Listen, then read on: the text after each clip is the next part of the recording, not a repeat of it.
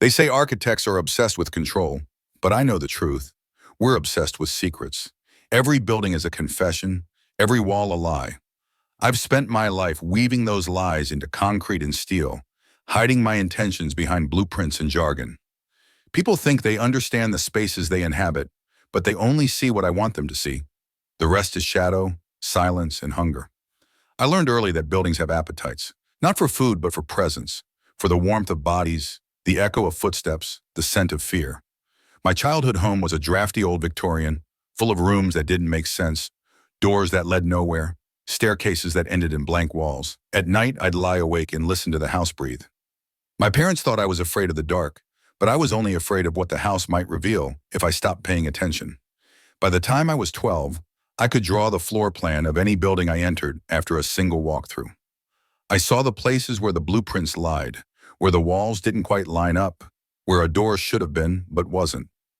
I started sketching my own plans, mazes of rooms that folded in on themselves, staircases that led to nowhere, closets that opened into darkness. My teachers called it avant-garde. They didn't see the hunger in my lines.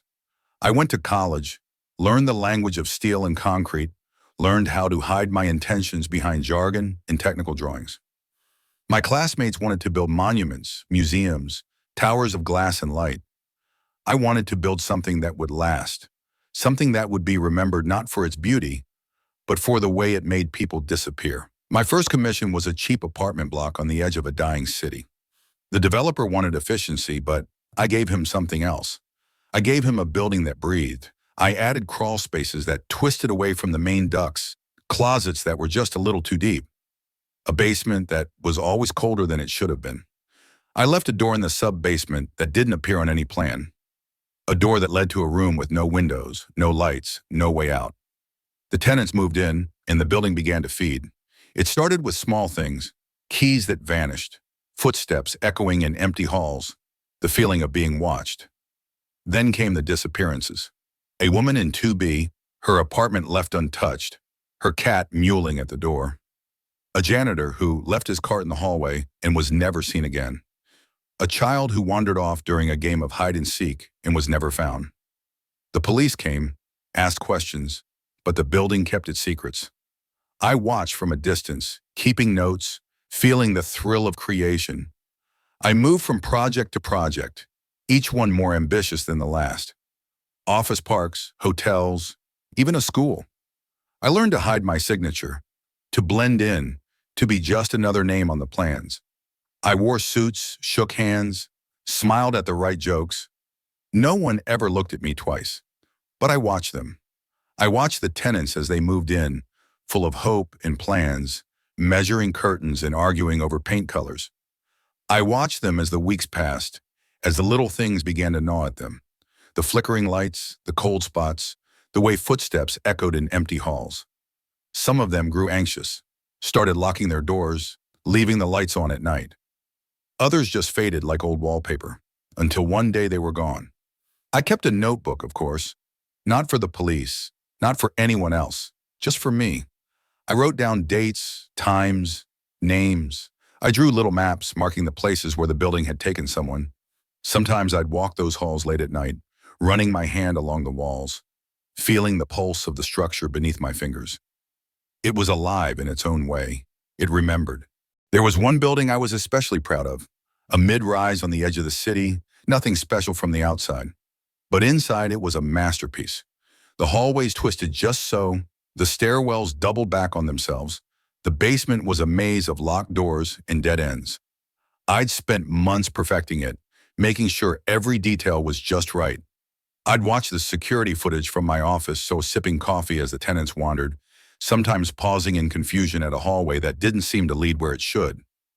I'd see them hesitate at a door that wasn't there yesterday, or stand in front of an elevator that never arrived. Sometimes, late at night, I'd see a figure slip into a service corridor and never come out. The next day, their apartment would be empty, their belongings untouched. The building was always hungry, and I was always watching. Sometimes I'd return to my buildings after dark, when the city was quiet and the only sounds were the hum of the lights and the distant groan of pipes. I'd walk the halls, feeling the air grow colder, the shadows deepen.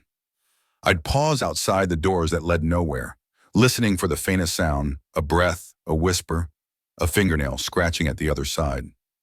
I never heard anything. The building kept its secrets well, but the hunger never left me. I wanted more.